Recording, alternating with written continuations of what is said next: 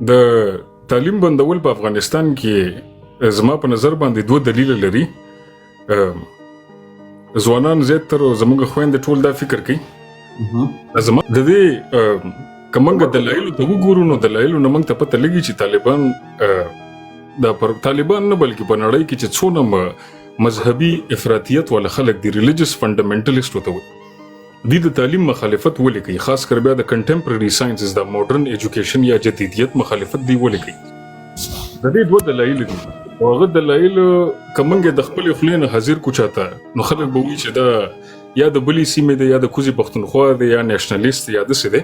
همدغه دلایل په زوم د طالبانو مشر عبدالحکیم حقانی صاحب د خپل کتاب نه به راوخلم او دلته به وایم چې طالبان په کم مفکوره باندې دادي. نو دا د عبدالحکیم حقانی صاحب یو کتاب دی کم چې په 2022 کې د غزوی شایع کو. دا دغه کتاب دی الامارته والاسلاميه ونظامها افغانستان. ولاندې په هیبت الله اخونزاده په دغه کړی دی چې یو د زمونږه د نظام د لپاره د نظام چلولو د لپاره د زمونږ یو کانسټیټیوشن دی یو پورا زمونږ سیستم دی چې زمونږ د اسلامي خلافت څنګه چلی. نو عبدالحکیم حقانی صاحب دا کتاب ولیکل دی سوچه په عربی کې، دای پښتو کې نه دی لیکلی، دای په بل ژبه کې نه دی لیکلی، په عربی کې لیکلی دی. په عربی کې لیکلو نه دلیل د حکیم حقانی صاحب دغه دی چې چونکې موږ د نظام په ټوله نړۍ باندې خورول غواړو نو په نړۍ کې چې څونه نور قوتونه دي کوم چې دا عمده کار کوي کوم چې موږ کوو، لکه په سیریا کې شو، په شام کې شو، په عراق کې شو. دا کتاب د هغه خلکو لپاره دی، دا د افغانستان د ولس لپاره نه دی. خو په دې کې د انجونو په تعلیم باندې حکیم حقانی صاحب دوه درې خبرې لیکلې دي. په دې کې حکیم حقانی صاحب ولنې خبره دلیل دا لیکلې دی چې خزي او چونکې د څړونه په عقل باندې کمزوري دي ډېر زیاته، نو دې ته منګه په خپل نظام کې یا په خپل چوکو کې کمې چوکې منګه ورکو هغه کې دا خزي نشي شاملې دي. نو دا د دې خبرې دلیل ګرځي چې خزو ته د تعلیم ضرورت شته دی، ځکه په نظام کې د دې کردار منګ نه مون.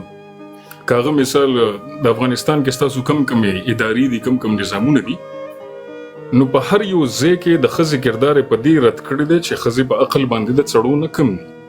عبدالحکیم حقانی صاحب دا ویلي دي. دا اولنې دلیل ورکړی دی چې تعلیم دي ته ضرورت نشته. بیا په بل ځای کې تایید کړی دی چې نه تعلیم ته ضرورت شته دی، خو هغه تعلیم که هغه شینو کې خزي وکي کم ته چې ضرورت لري خزي. لکه مثال ګندل یاد کړی دی، جامع ګندل جامنتونو دغه مکمل چې دا کولی شي. دلایل د نور کولو دا کړی دی په افغانستان کې، د افغانستان په کانټیکس کې دا ور کړی دی زمونږ بندولو د طالبان نظام کې دا نه منل دادي چې اولنې دینه فحاشي خوريږي.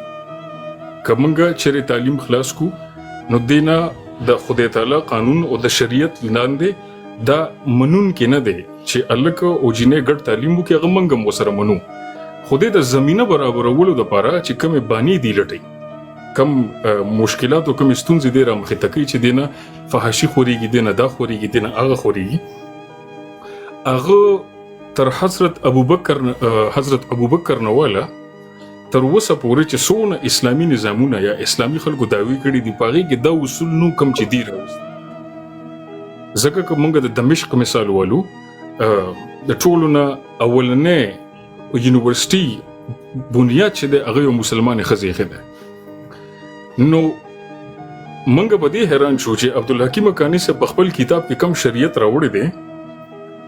دا په شریعت کې پکار دی چې دی موږ ته مثالونه راکړو د تیر نظامونو نه، د عباسیانو نه نظام د مثال راکړو، د خلفای راشدون نه موږ ته مثال راکړو، یا د امیدونو نه موږ ته مثال راکړو چې او التدا شوی دی. موږ هغه راوغسته په دې دلیل باندې موږ دا شی په افغانستان کې کوو.